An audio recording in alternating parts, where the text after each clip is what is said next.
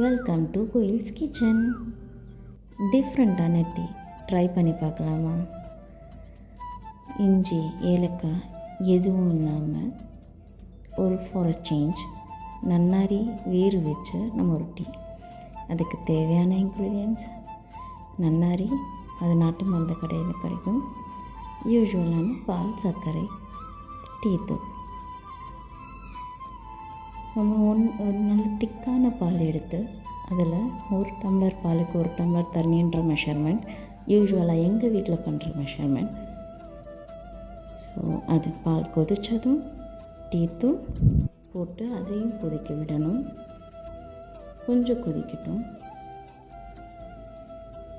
அது கொதித்து வந்தபோது இடித்து வச்ச நன்னாரி வேர் அதில் ஆட் பண்ணிக்கிறோம். அதையுமே கொஞ்சம் கொதிக்க விடணும். ஸ்லோ ஃப்ளேமில் கொதிக்க விடணும். சர்க்கரை ஆட் பண்ணிக்கலாம். நல்லா கொதித்த பின்னாடி ஆட் பண்ணுங்கள். தென் your tea is ready. Almost done. இந்த அளவுக்கு கொதித்து வரும்போது அதோட எசன்ஸ் நல்லா இறங்கி இருக்கும். ஸோ கலர் உங்களுக்கு சேஞ்ச் ஆகிறது விசிபிளாகவே தெரியும். அதை டைரெக்டாக ஃபில்டர் பண்ணி you can taste the tea. Please like and share, subscribe.